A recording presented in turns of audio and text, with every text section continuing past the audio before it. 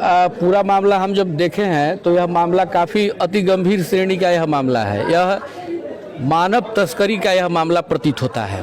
प्रथम दृष्टया जो इस मामला को हम लोगों ने देखा है तो यह मानव तस्करी का यह मामला प्रतीत हो रहा है। और इस मामले में ये है कि भारत के तरफ से जो प्रतिनिधित्व करते हैं बेलारूस में आलोक रंजन झा, और वे 2002 के IAS टॉपर थे। उन्हीं का चचेरा भाई हैं रवि झा, जो मानव तस्करी गिरोह का शिकार हो गए हैं।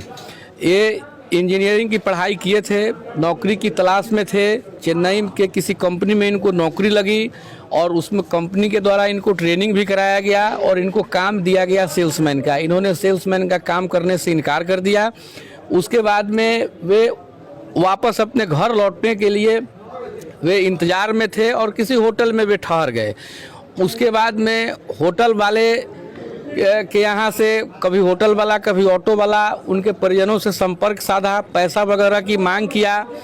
यहाँ से लोगों को चिंता हुआ, पैसा भी यहाँ से बहुत सारा पैसा भी गया। उसके बाद में जब यहाँ से जब गए हैं होटल पर देखने के लिए तो होटल वाला 4-5 दिनों तक इन लोगों को घुमाया कि आज मिलवा देते हैं, कल मिलवा देते हैं, फलाने जगह रखे हुए हैं, इस जगह रखने गए हैं। इन लोगों को गफलत में डाल दिया। इन लोगों को जब शक हुआ तो इन लोग स्थानीय पुलिस को भी खबर किया, लेकिन स्थानीय पुलिस ने कोई मामले में दिलचस्पी नहीं लिया। यहाँ तक कि परिजनों के द्वारा कहा गया कि भाई हम राजदूत, हमारे परिवार से जो हैं सो बेलारूस में राजदूत हैं, हम उस परिवार के व्यक्ति हैं, हमारी मदद कीजिए। लेकिन किसी ने कोई जो है सो मदद नहीं किया। उसके बाद में ये लोग आज दौड़े दौड़े आए हैं हमारे पास में। तो हमने इस मामले को लेकर के 2 कमीशन के पास में हमने रीट पिटीशन फाइल किया है। एक नेशनल ह्यूमन राइट कमीशन नई दिल्ली के समक्ष में हमने याचिका लगाई है और एक तमिलनाडु कमीशन के समक्ष में हमने याचिका लगाई है। और दोनों कमीशन को हमने जांच करने का हमने अनुरोध किया है कि मामला बहुत ही संदेहास्पद प्रतीत हो रहा है। और इसमें अब भारत सरकार को भी हम अभी भेज रहे हैं प्रधानमंत्री कार्यालय को कि भारत के जो इतने बड़े IAS अधिकारी जो बेलारूस में कार्य कर रहे हैं उनके परिवार के साथ इस ढंग की कार्य हो रही है, तो हम प्रधानमंत्री कार्यालय को भी हमने सूचित कर दिया है। और उसके बाद में अब हम देखते हैं कि अगर यह मामला में अगर कुछ पुलिस, तमिलनाडु पुलिस के द्वारा अगर कार्रवाई की जा रही है तो ठीक है, नहीं तो हम 15 दिनों के बाद में हम सुप्रीम कोर्ट ऑफ इंडिया में मैं खुद जाऊंगा। तिलहारा कला, थाना कुंडवा, चैनपुर, जिला पूर्वी चंपारण, रवि झा के संबंध में कुछ बता रहे हैं। रवि झा जो है जनवरी में 7 या 6 जनवरी को चेन्नई गए।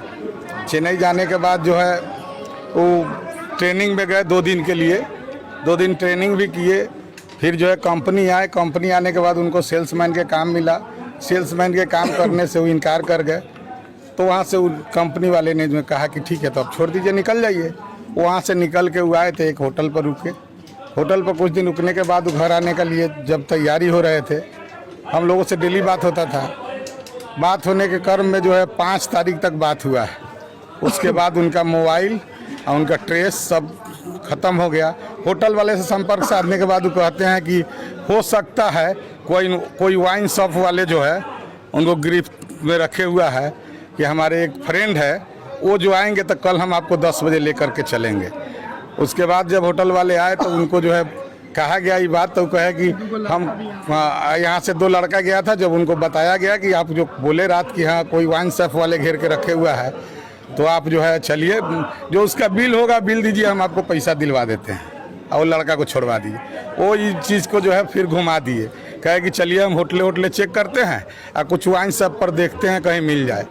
इसी तरह करके 2-4 रोज टहलाए और टहलाने के बाद जो है वो इनकार कर गए, कहे कि आप भी चले जाइए, क्या इस फेरा में पड़े हुए हैं। इतना ही जो है होने के बाद जो वहाँ से शक है कि मानव तस्करी का जी, मानव तस्करी का एकदम 100% मानव तस्करी का शिकार है। क्या परिचय हो गया? हमारा नाम हुआ नगीना पासवान। हम वहाँ के जो है पूर्व मुखिया प्रत्याशी हैं, जो कि